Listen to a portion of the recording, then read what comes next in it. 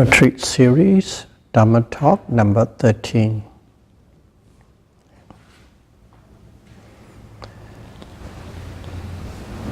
In retreat, the most important thing is to know how to practice correctly and precisely.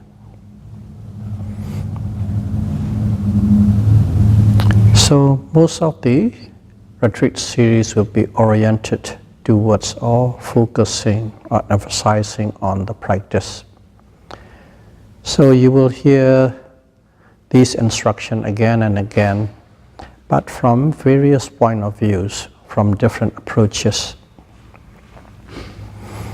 And of course, along with it, some theory that is relevant to those facts.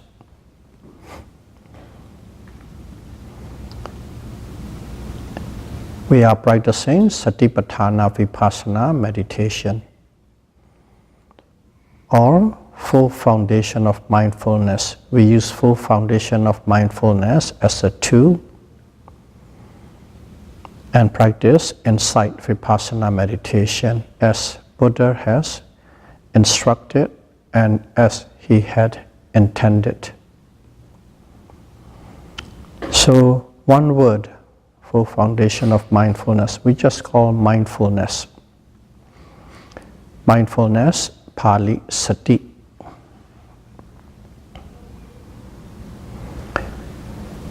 So mindfulness can be associated with many different operations as long as you are aware, mindful. Okay? Then you are establishing mindfulness. But based on in what way and how you are applying, practicing this mindfulness, the qualities varies, the result varies.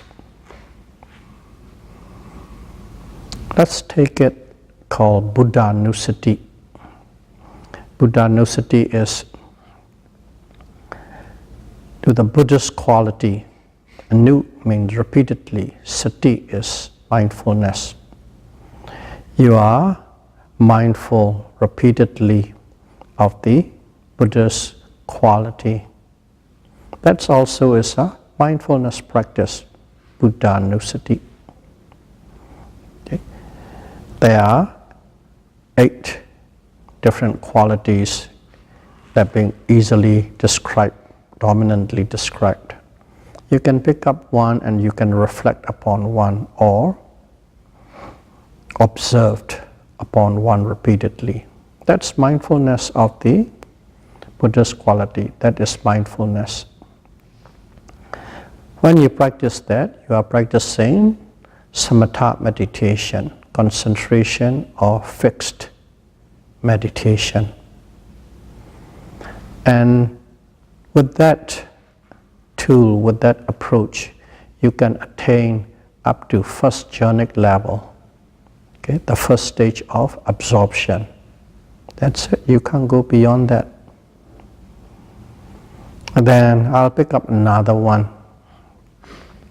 Okay. We know as breath meditation, anapanasati. Anapana is in breath, out breath. Sati is mindfulness. You are being mindful of the in-breath and out-breath. Again, that is the concentration meditation. Samatha bhavana, concentration meditation. And the objective or goal is you can reach up to the 5th jhanic state. Okay? The 5th states of absorption. Up to that level, you can attain that. So that is also sati, mindfulness. And of course, we can go on. There are many things, but we are not talking about or to cover everything. Just want to show this mindfulness sati. They are applied with the various approaches and tools and categories, and they can reach different kind of objective. Between these two, just in a state of comparative absorption, degree of absorption. Okay. And what your objective is. This anapanasati is more powerful or stronger or firmer than the Buddhanusati. You can know that way. And then of course we are practicing full foundation of mindfulness. In other words, it's also mindfulness, but we are observing all the four groups, okay? Rupa, materiality, Vedana, feeling and sensation, Citta, minds, and emotion, Citta and Cetasika, and Dhamma, all the five senses. That's also sati, mindfulness, but we apply to all those things. So you can describe scripturally, define in that category in such a way. But also we can, in one line, one sentence, describe that. Okay? Observing, okay, any and every object, whether it's physical or mental, regardless what, arising at the present moment. That ability to observe every and any object that is arising at the present moment, continuously, constantly, and consistently. That is mindfulness. Okay? But that mindfulness, its objects are as such. Every object, no discrimination, no selecting, whatever arises at the present moment. You simply observe. And that kind of observation, that kind of mindfulness is the most superior form of mindfulness. No mindfulness can come close to that kind of mindfulness. Most superior form, most powerful,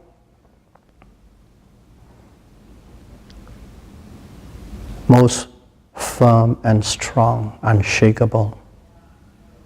They are called superior, the best, okay? Non-comparable. The reason is the objective, the goal of that mindfulness is to be liberated from all form of physical and mental suffering. No other mindfulness can achieve it. Only this kind of mindfulness can achieve the highest form of objective or goal or benefit. That's why mindfulness that has the ability to observe any and every object that is arising at the present moment, constantly, continuously, is the best or most superior or powerful kind of mindfulness because of the goal. That is the highest goal we can achieve. So now we know what mindfulness. Okay? There's so many mindfulness, and especially nowadays in the West, mindfulness is used for many other objectives and goals in a various form. But leave it as that. So when we are observing that kind of mindfulness, the best, most superior form of mindfulness, what does that mindfulness entails to? We need to understand how it is. Okay, at least we know. Observing the objects, any object arising at the present moment, uninterruptedly, without break, without gap, continuously. That is the procedure or how to execute or what to do. And that kind of observation, it is not simply just observing at that object alone. It's not sufficient. How? Okay. What kind of marks or characters are required in that mindfulness? Okay, you are aware of it. Let's say there's a skirmish or accident, car accident happen, and there are a few people watching. Let's pick up two. One person was watching and then is aware that one car is turning left, another one coming, who's first, who's second, and crushed it. He's quite keenly aware of it and can describe everything. Because at that moment, that person is not analyzing anything, not trying to judge anything, whose fault or who's right or who's wrong, exactly what is happening. That person recorded all this information and he or she is quite aware of it. That's mindfulness. And there's no judgment. Simply an accident happened and it's fully aware of what it is. And then another person is watching the same incident. You see all those things that we just described. And on top of that, that person is aware of what is the license plate and the car make of one car and another car. And also the two drivers, okay? Male, female, young, old. Or when they come out of the car, whether they look drunk or they look dizzy, and so on and so forth. Every aspect. Again, without judgment. There is no partiality, totally impartial, recorded everything. And that's mindfulness. And between the two, the second one has the superior, more powerful mindfulness ability than the first one. Of course, we all are observing as instructed. And again, some yogi can observe, aware, and know and record some aspect of it. Some yogis aware, know, and record more aspects of it, of the same object, of the same thing. That's where the difference is. Okay? Both are practicing the superior form of mindfulness. But still, there's a difference between the two. So, from that, what do we know? There is a various level or various degree or various depth of observation power and recording power that is different from one to the other. So we can say one is, you are mindful, you're aware. You cannot just reject it. One yogi is. But know just enough. Okay, let's take the default object as an example to talk. Rising, falling, rising, falling, rising movement, falling movement, rising movement, falling movement. He knows, aware, quite keenly. Okay? But all that is, one day rising and falling, a week later rising and falling, a month later rising and falling, a year later rising and falling. That's it. That is the level of observation power that person has, and that's where it is.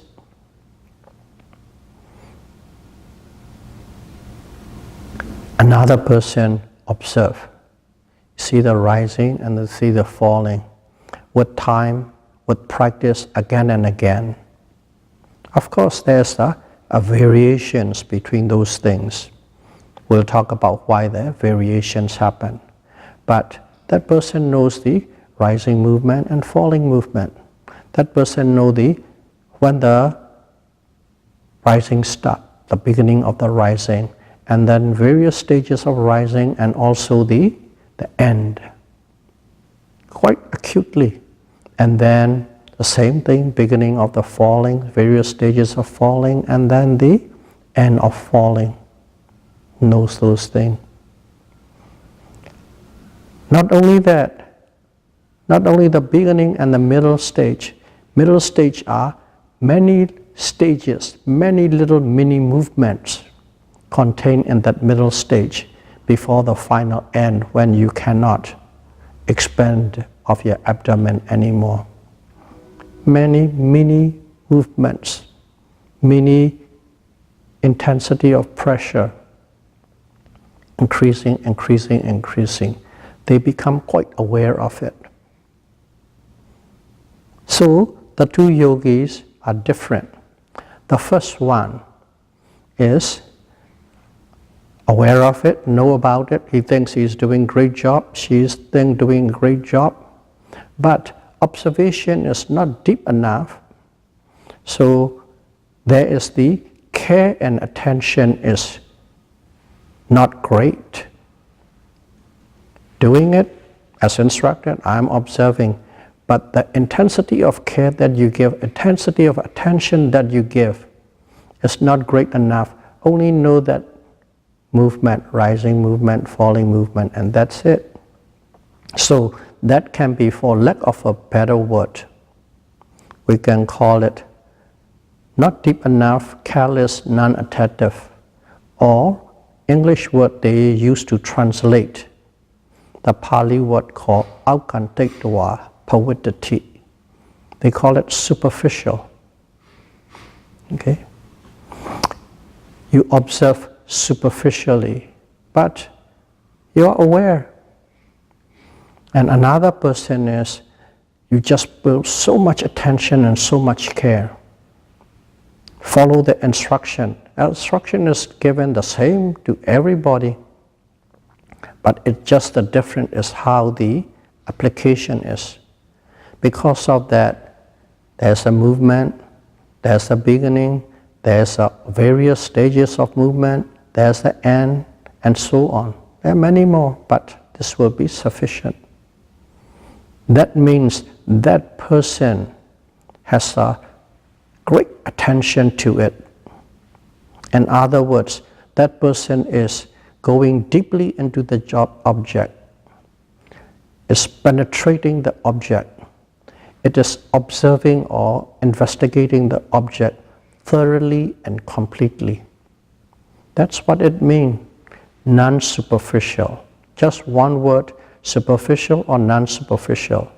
But what does it non-superficial means? That's it. But at the same time, you're not trying to create a situation to understand. Okay? You are not dissecting it. You are not analyzing it. You are not projecting any intellectual understanding to it. Simply recording. Simply recording, simply noting. Just like an archaeologist. Archaeologists go to the site. And what do? They do nothing except that little pick the brush and gently unfold the object. And they draw picture exactly. They make pictures, they draw pictures pieces by pieces, and everything is simply recording the information. No interpretation, right on the site. Just like that, this meditator is simply recording the experience of that observation of the object at the present moment. That's what the yogi or meditator is doing. That way one must observe. That way one must investigate. Stick to it thoroughly, completely, all-rounded. Or other words used are deeply, penetratively. In Pali is aukantiktawa pavittati. When you observe that way, you establish this superior kind of mindfulness, the best kind of mindfulness, which can take you to the liberation stage from all physical and mental suffering. So if your mindful has those kind of aspects, those kind of qualities, those kind of beauty, if you have that, you have established that superior kind of mindfulness.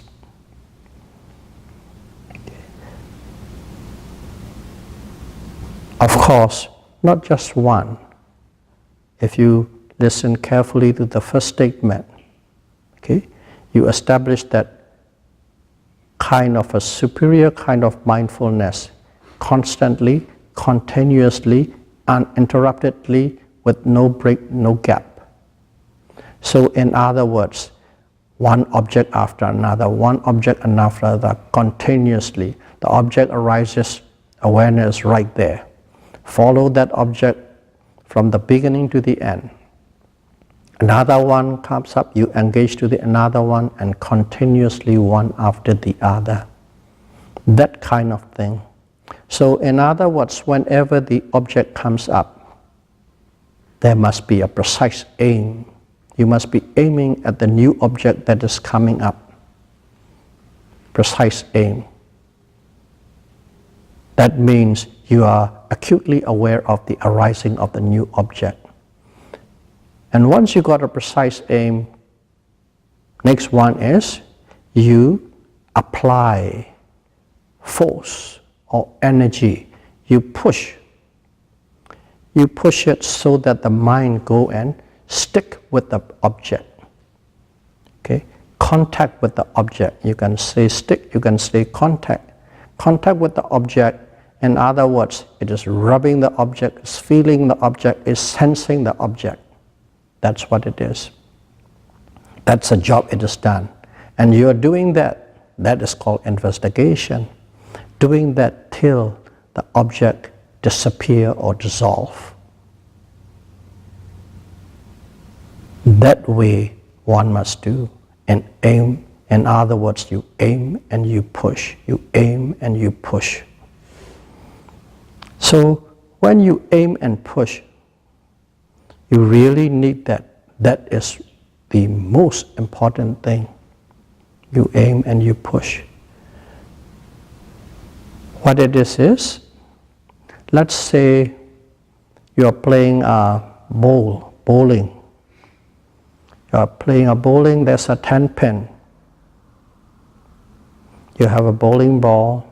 What do? To the best of your ability, you aim it. And you aim it, and that's one thing. That is exactly like aiming the object that is arising at the moment. The pin pops up, you aim. After that, you swing your hand and push the ball, throw the ball towards the pin. Of course, in there must be enough force or power or push so that the ball can go where you have directed. If there is not enough power, it will go into the gutter and roll down and you miss the object. But when you apply enough force, the ball goes straight and strike. And then all the 10 pin fails. That is one observation. And of course, if you are a rookie, sometimes you hit, sometimes you miss. Especially rookie, a few times they hit. And most of the time they miss. But you do repeatedly again and again and again. You go to the bowling alley 4 times a week and play 2 hours a day all the time. And after about 2-3 months, you become very, very efficient and competent. You begin to hit the strike many times, but you have to do again and again and again, regular practice. But on each and every, that's The aim and the swing and the push has to be precisely coordinated. And then the same thing, repeat again and again, practice and practice. That repeated practicing is bhavana. Okay? You can call it bhavana, that repeatedly practicing. You are developing your mind. You are developing your throat. That kind of thing is needed. And to be able to do that, what do you need? You need that energy. You need that energy to throw. Without that energy or effort, you cannot accomplish that. So energy becomes very important. First of all, you have to have the aim and you have to have the push and throw. 1 or 2 times, everybody can do it. But our job is to do continuously and constantly, and that needs a consistent application of energy. And how can we get that energy? Okay. That energy can be developed. You don't have to automatically, I'm going to put effort, but it can be systematically developed. First of all, whatever you are doing, you must know exactly what you are doing, at least on a theoretical or intellectual level, which means you must read, you Google, you go to online, you see YouTubes and so on and so forth. You read, you listen, you watch, and then you use your intelligence to understand it. And when you read enough, when you listen enough, and when you have dissected with your intelligence enough, you begin to gain a certain level of confidence. I know, and also this makes sense. That is the kind of understanding it gets. As soon as you got that understanding, automatically you become a little more excited. That's one way. That you become a little excited is, you just look at it as, oh, I'm getting excited. If you have converted into a different pattern, that means energies are arising in you. The different way of putting that I'm becoming excited is energy is arising in your mind. That's how you develop your energy. And that is the first one. And then you go to the next level. Okay, I'm practicing these things. So what? What do I get out of it? Simply put straight. What's my cut? What's my set? What's my benefit? You ask that question. And then when you ask that question, you have to find it. Again, we are at the level of reading, listening, discussing, and then trying to reflect upon the information we gather. So you study the benefits, and then you figure out and you find out what the benefits are. If you do this, what kind of benefit that's it? We can just simply recite from the scripture 7 kinds of benefits. And on top of that, we can add on so many things that are benefiting us in our daily life because of this practice. Okay? Health-wise, cultural-wise, manner-wise, behavior-wise. Those are not even described in there. These are little side bonuses. Even these side bonuses are big and great for us in our daily life. So you look into the benefits, and you like what you see, you like what you hear. And then if you really like it, that means you want those benefits. You want to possess those benefits. And when you want to possess those benefits, what happens? you have a desire to own it. But at the same time, you can't get it for free. You can't get it for free. To have these benefits, you must do something. You must, what are the causes of getting the benefits? Benefits are effect. So the causes is you have to do. So in other words, second stage is you have the desire to attain these benefits. Automatically it means you have a desire to execute the things that will make you attain these benefits. Desire arises. And if I have converted and shown you in a different way, that desire to own it, to have it, is there's an enormous amount of energy arising in your mind. That's how you develop your energy and effort in you to practice. It seems like simply you are doing this, reading that, but at the same time, if you reduce this to the bottom line, you are developing energy in you to execute this task, to do this task, to tackle this task. That's how one develops energy. That is before the practice. You are doing all these things before the practice. And now you are ready with full of energy to expand and execute. And you use the energies and you execute it. What? Every object that arising at the moment, you aim it with precision. And then you throw it with such an amount of energy, it goes straight in and contact with it, and you just rub it, stick it, investigate it, penetrate it, and then let go when it finishes.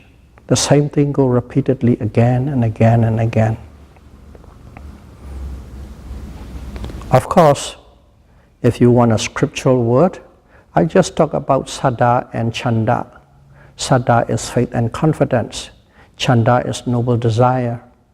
I just put it in a very descriptive form about Saddha and Chanda. That's it. Saddha and Chanda will produce enormous amount of energy for you to execute before you start practicing. So these are the qualities that is needed, to produce that beautiful, superior kind of mindfulness.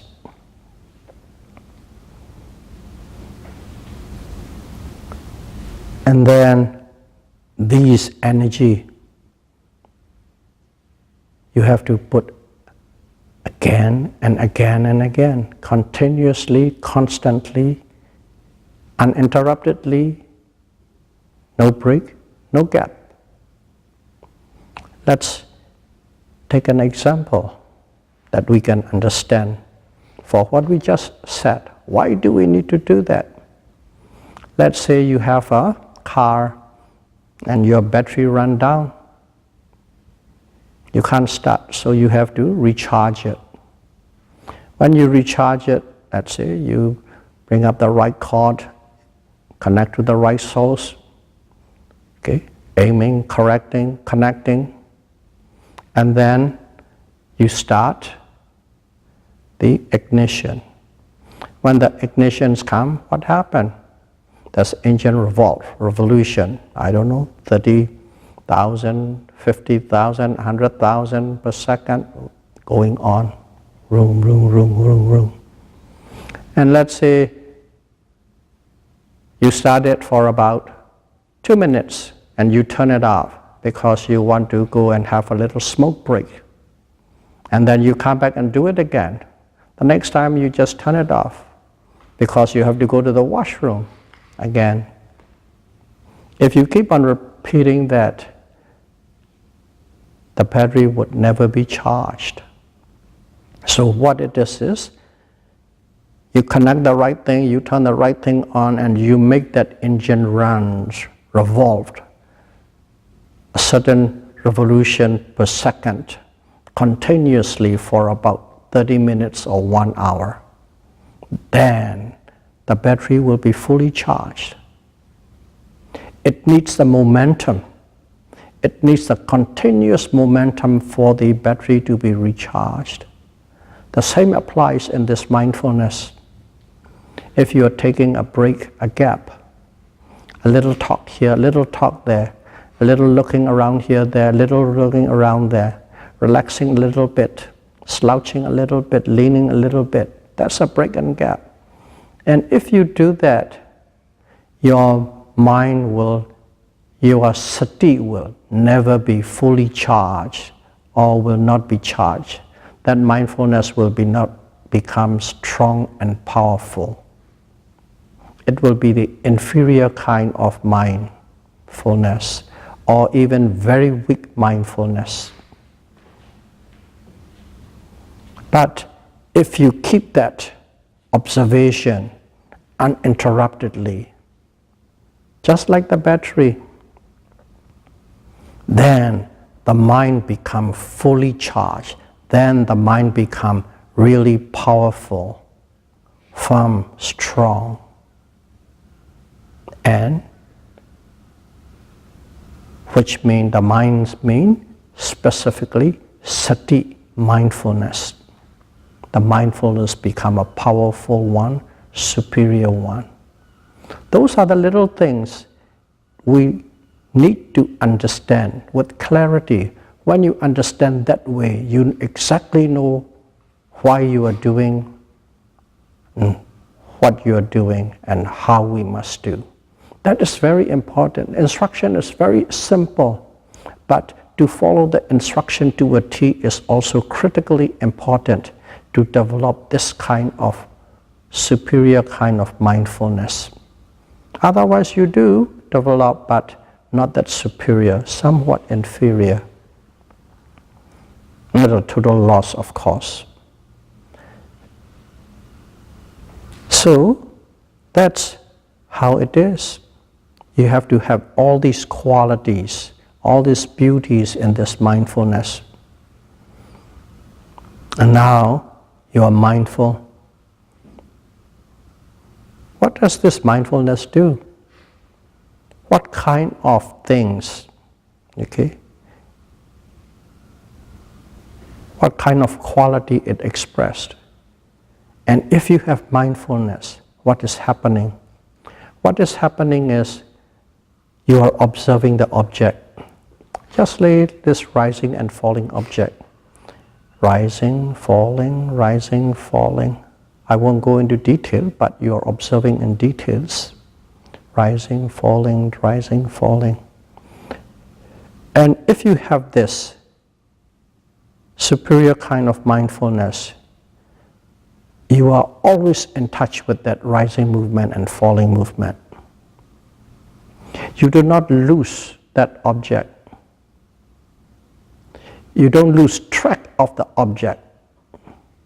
You are a great tracker. Whatever the object is, you don't lose the object. You don't lose track of the object. In other words, the object doesn't disappear from your field of attention. If you lose the object, if it disappears from your field of attention, in other words, it is not in your memory at that moment. It is not in your awareness at that moment. That means you forgot the object. Okay? Another way of saying is you forgot the object, which is arising at the present moment. It is arising, it is right here. You are supposed to be with it, but you are not there. You are somewhere.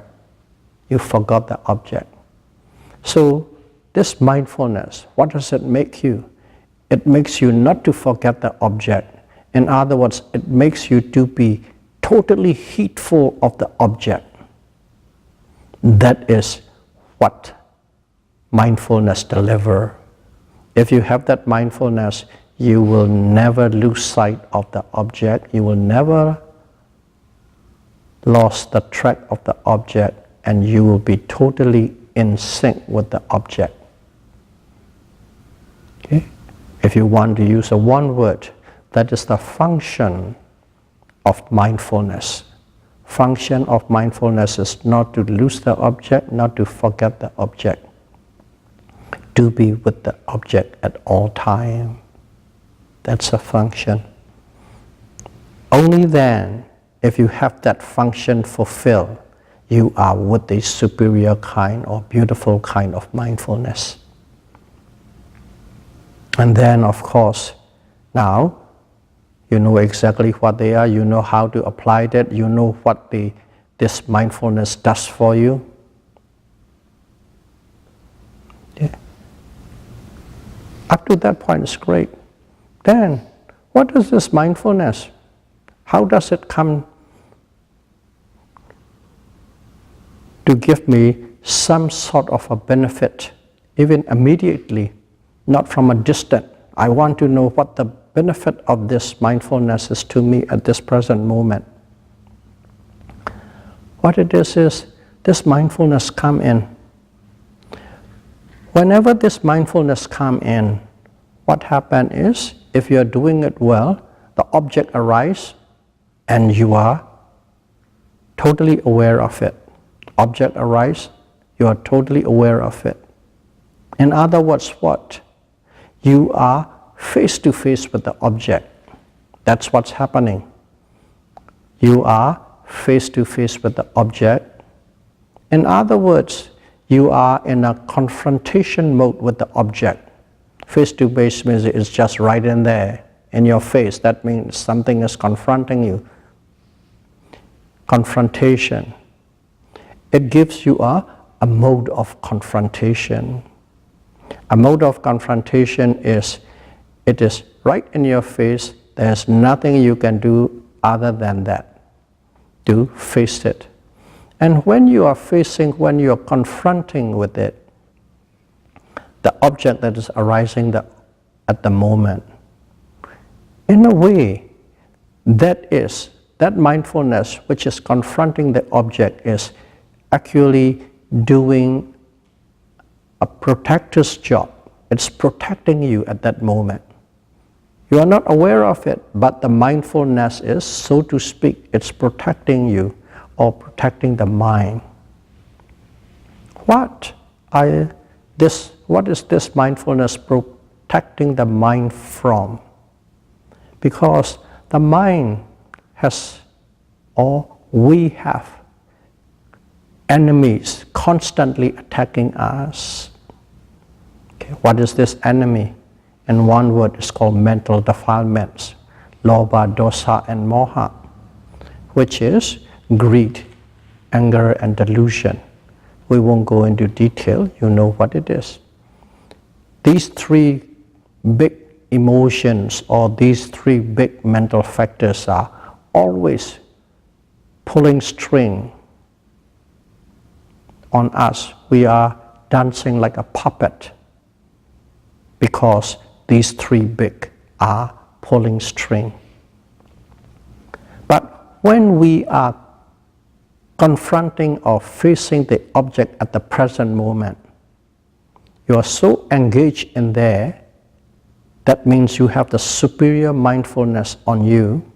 At that particular moment, these mental defilements cannot attack you. They are attacking, but mindfulness has become like a shield, a barrier, a protector. And how does this mindfulness arise? Because one is engaging or confronting the object at the present moment. Because of that, there's mindfulness. Because of the mindfulness automatically turns into a shield, and whatever mental defilements come in, they bounce off. That's how mindfulness becomes a protector or guardian for you. But has to be a superior kind of mindfulness. Nothing touches it at that moment. That, in one word or translated word, is called manifestation of mindfulness. Mindfulness manifests itself to become the protector and the guardian for you from the mental defilements. That's what it's become. So when it becomes a protector, guardian for you from the mental defilements, that means you are safe from the attack of your enemies, Lobha, Dosa and Moha. You are safe and you are secure at that moment. When you have mindfulness, you are safe and secure from your enemies. You are safe and you are secure. In other words, you are at peace. If you have a safety and if you have security, nothing disturbs you. Nothing disturbs you means you have peace. You are at peace. That's what mindfulness gives you. It manifests itself into a guardian and a protector from your enemies and give you security, safety, which turns into peace. That's a manifestation of the superior kind of mindfulness for you when you are establishing that. And whenever you have that peace, what happened was, at that moment, when you are secure and when you are safe, because of the mindfulness, at that moment, what happened was all the mental factors that is operating at that moment. When you said mindfulness, mindfulness is not the only factors, but it is the critical, most important factor that is operating. When you operating with precision, there are also many other mental factors, Cetasika, are arising together. And because of that continuous, powerful mindfulness, suddenly samadhi, concentration arises. Okay. What does the samadhi do? Samadhi has the power to unite. Okay, unity. It brings all the mental factors into a united force. And when they become a united force, no mental defilements can coexist in that domain. Because of that, you have that peace. They are very close and neatly related and connected. But one must understand with clarity. And in here, you have that. That is what this superior kind of mindfulness does. And then, of course, one thing we need to know, what causes this mindfulness? The cause of mindfulness. The cause of mindfulness is in one word. And here, whenever we say cause, we don't talk about the distant causes or many causes. We talk about the immediate cause. Immediate cause of mindfulness is sanya, perception. Okay, perception. But perception, ordinary perception could be right and correct. It could be also wrong, right or wrong. And in here, this is the firm and strong perception. This perception is based on the proper investigation, without bias, without judgment. And it perceived certain characteristics. When these characteristics are there, it recorded as it is without any bias. And if you can establish this firm and strong perception, that is the cause. That causes the mindfulness. So we must have a firm and strong, unbiased, impartial perception. That is the proximate cause of mindfulness. So we now know how a beautiful consciousness related with the mindfulness, superior kind of mindfulness is built and constructed and established. And if you look at the whole thing, it just gives us, the Buddha has taught us, our elder has taught us how to practice this full foundation of mindfulness with precision and with accuracy to establish this kind of a beautiful mindfulness. So may all of you be able to practice Satipatthana, Vipassana meditation and be able to develop or establish beautiful superior mindfulness, sati, samasati, as soon as possible. Sadhu, sadhu, sadhu.